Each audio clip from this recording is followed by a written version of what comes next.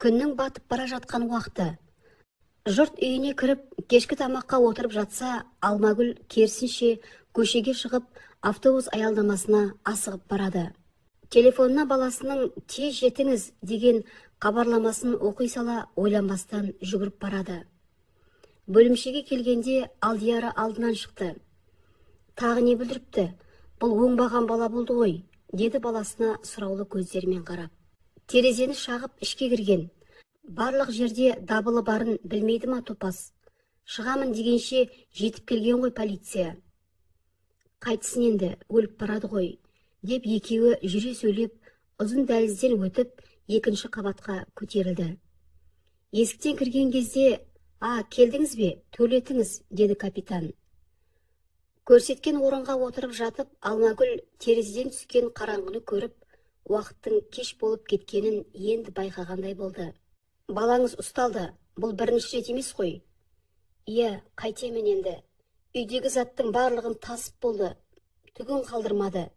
Енді алатын түгі қалмаған соң осылай тонауға шықты. Не істеймін, білмеймін, деді көздерінен аққан жасына ие бола алмай. Емдетіп көрмедіңіз бе? Емдеттім. Адам құсап жүрген, ұзаққа бармады. Достары тауып алды ма, қайтадан бастаған түрі мынау. Қазір камерада ауырып жатыр. Жедел жәрдем шақырып қойдық. Ана дүкеннің иесі келіп, арызын жазып кетті. Міне, мынаны төлей аласыз ба? Деп қағазды алтына сырғытты. Жазуды көрген Алмагүл, не алып үлгерген соншама? Мынау көп қой, деді. Алғаны бар, терезесі бар шағылған, оның барлығы жай ақша емес қой. Ана терезені адам жалдап қайта салатыны бар, деп түсіндірді.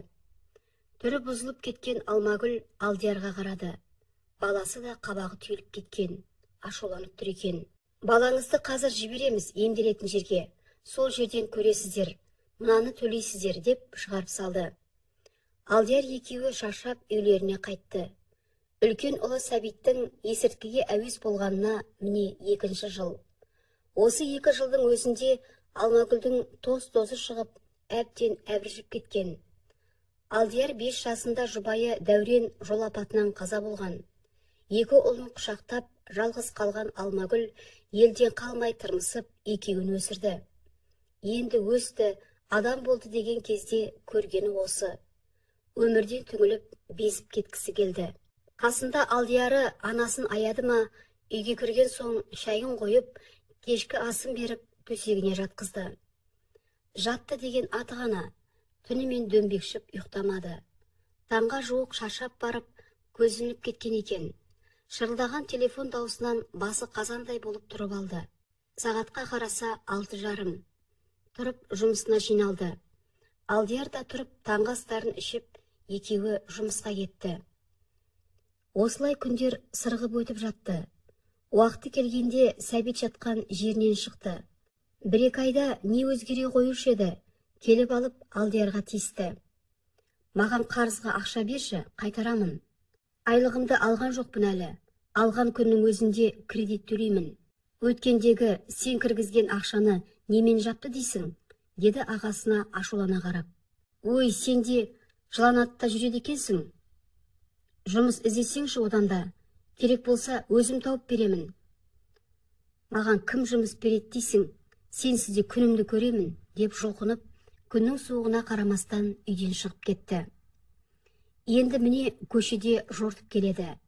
Аяғында ескі кроссовка, тозығы жеткен жұқа куртканың жағасын көтеріп алған. Басы жалаңбас. Күннің суығына қарамастан ентелеп жүріп келеді. Артынан біреу ысқырғандай болды. Бұрылып қараса таныс екен. Ей, сен де шыққанбысың? Қайда жортып барасың? Кәлян, қалайсың? Шықтым ғой. Адамды өлтіргің келмесе, бірдеңе берсеңші, деді сүзіле қарап. Ой, менде қайдан болсын? Өзім әрең жүрмін. Кімде бар онда? Сен Витяға бар, ол бір нәрсе ойлап табар, деп өз жөнімен кетті. Витя, оны қалай табу керек, деп енді ойланып келе жатып солға бұрылды. Қуыс көшеге түсіп алып, біраз жүрген соң бір жер өткелге кірді. Басында қараңғыға көзі үйрене алмай біраз тұрды. Аздап көрген соң алдыға қарай жүріп, айналасын қарай бастады. Осы жерлерде Мансұр жүретін, оны елдің барлығы аяғына қарап шолақ деп атайтын. Түпкі бір қуыста бүрісіп жатқан шолақты тауып алды. Түртіп еді, ол басын көтерді. Шошыма, мен ғой. Қайдан жүрсің? Маған Витяны тауып берсеңші білсең. Оны таппайсың. Неге? Ол өткенде ұсталған.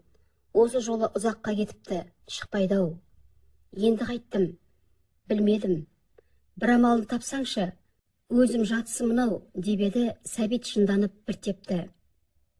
Ой, сенде бір пайдаң жоқ, деп артқа жүрді. Сыртқа шыққанда бірден жарыққа шыққанға көздерін аша алмай біраз тұрды. Қатты тоңғанын енді байқап үйіне қайтты. Үйге келсе Алмагүл үйде екен. Ас бөлмеде тамақ істеп жатса керек, ыдыс сыңғырлайды. Аяғының ұшымен ақырын басып жатын бөлмеге кірді. Көздерімен тінтіп іздей бастады. Терезе алдында анасының сөмкесі тұр екен. Сөмкені алып ашты, әмиянын шығарып алды. Ішінде ондай көп ақша жоқ екен. Көп таппағанына жын ұстады. Енді сөмкенің қалталарын, қуыс-қуысын қопара бастады. Бөлмедегі дыбысты естіп, Алмагүл кірді. Көздері бақырайып, балам, не істеп жатырсың? Деді. Жауап жоқ. Ол нанға деп қойған соңғы ақшаларым, әкел бері, дегеніне қарамастан анасын қағып өтіп сыртқа беттеді. Тоқта, Сәбит, бер ақшамды, қайда барасың? Дегенше болған жоқ, сыртқы есік тарс жабылды. Жылап Алмагүл қалды. Сол кеткеннен 4-ші күні бірақ келді. Түрден түр жоқ. Киімдері алқам-салқам. Далада жатқан ба лас. Кіргеннен төсегіне құлады. Қасына келуге қорқып Алмагүл жүр. Ұйықтадау дегенде бас жағына келіп отырды. Баласына қарап отырып ұзақ жылады.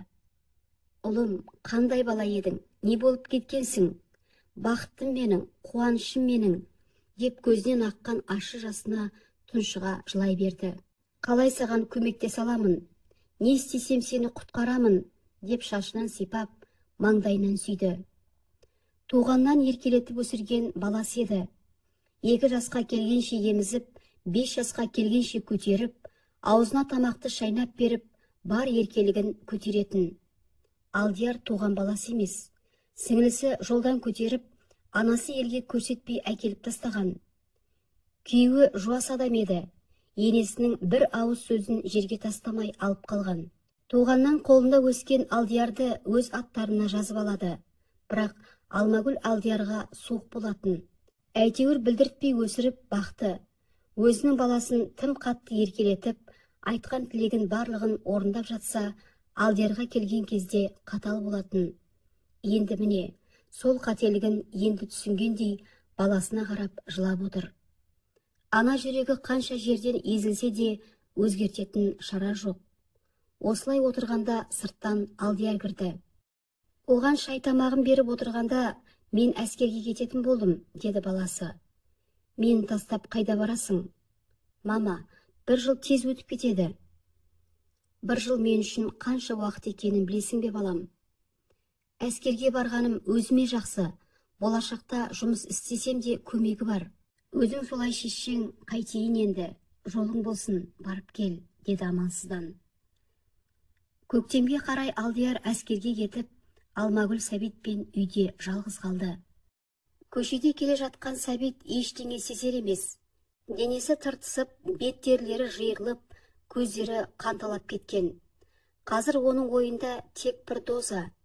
Бағана қортыққа барып еді, бермей қойды. Сен алдымен кешегінің ақшасын бер, пәлесін қара, мен не саған дәндеген екенсің, деп итеріп есіктен шығарып жіберді. Сонда да кетпей есікті теуіп біраз тұрды. Боқтады, артынан жалынды, бірақ есік қайта ашылмады. Енді міне келе жатыр.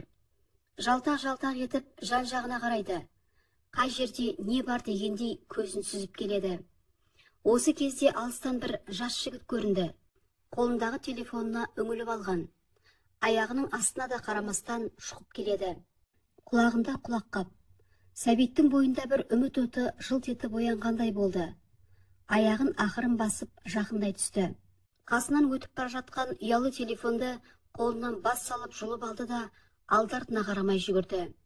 жігіт басында түсінбей қалды. Есін жиғанда, «Ей, тоқта, өлтіремін, тоқта!» деп қуа жөнелді. Жолында кездескендердің барлығын қағып соғып, қашып келеді. Анау да қалмастан қуып келеді. Тіпті жақындап та қалған. Тар көшелерді кесіп өтіп, ізін суытқысы келді. Қуыс-қуыс жерлермен жүгіріп өтіп, артына қараса қуғыншы қалар емес. «Тоқта, құтыла алмайсың!» деп айқайлап қояды. Қашып жүріп үлкен жолға да шығып кеткенін байқамай қалды. Осы кезде гүрс еткізіп өзін бір көлік қақты. Аспанға ұшып барып жерге құлады. Баж ете қалған әйелдің ащы даусы құлағына келді. Көздері қарауытып, жарық сәуле өшіп барады. Артынан қуған жігіт тоқтай қалды. Қасына баруға батылы бармай, артқа шегінді. Сәбитті қаққан көлік жолдың келесі жағына шығып кеткен екен. Жүргізуші қатты қорыққаннан орнынан қозғалар емес, отырған жерінде қатып қалған. Тек анадайда шашын қызылға бояған бір әйел бар даусымен бажылдап әлі тұр. Жігіт енді кейін бұрылып, үйлердің арасымен көрінбей кетті. Алмагүл үйде жалғыз. Сәбитті көрмегеніне міне 5-ші күн. Үйге әлі келмеді. Енді ойына неше түрлі жаман ойлар келіп алаңдай бастады. Өзін қоярға жер таппай, далаға жүз көріп, жүз шықты. Туған туысқан, таныстардың барлығына хабарласты. Ешкімнен жауап жоқ. Бұрынғы әдеті бойынша бөлімшеге барды. Ол жерде де «Жоқ, балаңыз түспеді» деп қайтарып жіберді. Сәбиттің бірнеше рет барып емделген жерлеріне де барды, таппады. Есі шығып, енді Сәбиттің таныстарын іздей бастады. Осылай сабылып жүргенде 2-3 ай өтті. Бір күні Алдияр хабарласқанда, «Мама, Сәбиттен хабар бар ма?» «Жоқ, әлі таппадым, енді қайтемін. Көз алдыма елестетсем, төбе шашым тік тұрады. Қайдан табамын?» деп еңкілдеп жылады. «Мама, әр нәрсені ойлап қайғыра бермеңізші. Солай жоғалып кететін әдет емес пе?» Дәл осылай ұзаққа хабарсыз кетпейтін. «Мама, мен жақында сұранамын. Барып өзім іздеймін, қайғыра бермеңіз» деп анасын жұбатты. Келесі күні жұмыста жүрген жерінде телефоны шырылдай жөнелді. «Алло, сізге қалалық ауруханадан хабарласып тұрмыз. Сәбит сізге кім болады?» Балам болады. Ол қайда екен? Іздеп таппай жүрмін», деді даусы қалтырап. «Балаңыз біздің ауруханада. Бүгін ғана есіне әрең түсіріп, сіздің мына номеріңізді жазып берді. Келесіз бе?» деп мекен жайды берді. Алмагүл сыртқа жүгірді. Ауруханаға келгенде алдынан дәрігер шықты. «Балаңыз жол апатына түскен. Осы уақытқа дейін кім екенін біле алмадық. Кеше ғана сіздің номеріңізді есіне әрең түсіріп жазып берді. Содан сізге хабарластық. Жағдайы қалай екен?» «Оны қазір өзіңіз көресіз. Аяқтан тұрып жүріп кетуі екіталай. Жұлын омыртқасына зиян тиген. Қазірше сөйлей де алмайды», деп Алмагүлді палатаға алып кірді. Алмагүл баласын бірден танымады. Отырған баласы емес, құр сүлде. Креслоға отырғызып қойған. Көзінің қабағын әрең көтеріп, бірдеңе дегендей болды. Баласын құшақтап Алмагүл ұзақ жылады. Келесі күні баласын үйіне келді. Алдиярға қоңырау шалып, Сәбиттің табылғанын айтты. «Балам, сұранып келмей-ақ қой. Күндерің ұзарып кетеді. Мені ойлап алаңдама. Өзім бірдеңе қылып күнімді көремін» дейді. «Сізге қиын болатын болды ғой. Қасыңызға көмекші керек. Жалғыз қалай шамаңыз жетеді екен? Маған сені Алланың өзі сыйға берген ғой балам. Қамқоршым менің. Алаңдама. Сен келгенше бірдеңесі болар» деп баласын сендірді. Алмагүлге шынымен де оңай болмады. Құр сүлдесі қалған денесі болмаса, бойы ұзын, сүйегі ауыр Сәбитті бағу қиынға соқты. Төсегіне жатқызып, тұрғызып, креслоға ауыстырып, дәретін алып, қасық пен тамағын беру нәзік адамға ауыр екен. Қиналса да баласына білдіртпей жүріп, өзінің белінде ауыртып алды. Жұмысқа кеткенде терезе алдына отырғызып кетеді. Сондағы ойы төбеге тесілмей далаға қарап отырсын дегені. Жұмыстан шыға сала үйіне асығады. Есіктен кіргеннен баласының жағдайын жасайды. Ол келгенше қозғалыссыз отырған балаға жаны ашып, арасында жылап алады. Саған айтатын жақсы жаңалығым бар, Сәбит. Ертең Алдияр келетін болды. Жақсы болды, маған аздап жеңіл болатын болды, деді қуанышын жасыра алмай. Төсекте жатқан Сәбит қолдарын аздап көтергендей болды. О не балам? Сәбит отыршы дегендей қолымен өзіне шақырды. Төсектің шетінде отырған анасына қарап біраз жатты. Мама, кешірші мені, деді бөліп-бөліп әрең сөйлеп. Ол не дегенің балам, алтыным менің, уайымдама, деп маңдайынан сүйіп, өзіне қимастық көзімен қараған баласына, әлі барлығы жақсы болады. Сен әлі тұрып кетесің. Сәбит анасына қарап жатып, соңғы рет тыныс алғандай болды да, көздерін жұмып, өзінің әлеміне, ана дүниеге кете берді. Пойыздан түскен Алдияр таксиге отырып үйіне асықты. Жүрегі бір түрлі қобалжитын сияқты. Анасына бірнеше рет қоңырау шалып еді, жауап бермеді. Сағатына қарап еді, таңғы 7 болып қалыпты. Не болса да үйіне жетіп алуға асықты. Таксиден түсіп жатып, соңғы рет анасына қоңырау шалды. Сондағы сұрайын дегені дүкеннен қандай заттар ала келуін білмек. Анасының жұмыс пен үйдің ортасында жүріп, сыртқа көп шыға алмайтынын біледі. Анасы бірақ тұтқаны көтермеді. Жүрісін күшейтіп, 3-ші қабатқа жүгіріп шықты. Есікті ашып үйге кірді. Мүлгіген тыныштық. Аяғын шешпестен жатын бөлмеге кірді. Төсекте Сәбит жатыр. Құр сүлдесі қалған. Қолдарының жіңішкелігі сонша, сүйектері көрініп тұр. Екі жағы одырайып, бас сүйегі ғана қалған. Жан тапсырғанын бірден түсінді. Төсегінің аяқ жағында анасы отыр. Түнімен жылап, әбден шаршаған. Бір түнде шаштары ағарып кеткен анасы басында көтеріп қарамады. Мама, жүріңіз, төсегіңізге жатқызайын, деді қолтығынан демеп. Баласымен бірге азап шегіп, жүдеп кеткен анасы бір уыс болып қалыпты. Төсегіне апарып жатқызды. Аяқтарын созып, басына жастығын түзеп қойды. Ас бөлмеге барып, су әкеліп берді. Үстіне көрпесін жауып жатып, барлығын өзім реттеймін. Сіз бір ұйықтап тұрыңыз. Анасында тіл жоқ. Үнсіз жатып, көзін жұмды. Бөлмеден шығып, Алдияр телефондағы нөмерлерді тере бастады. Одан бері 5 жыл өтті. Алдияр үйленіп, Маржан екеуінің бір ұл, бір қызы бар. Алмагүлді жұмысқа шығармай отырғызып қойған. Мама, сіз үйде немерелеріңізді қарап отырсаңыз болды, қалғанын өзіміз реттейміз, деп жібермей қойған. Жұмыс істейтін Алмагүлде денсаулықта жоқ. Байқағаны соңғы кездері келіні өзгеріп жүр.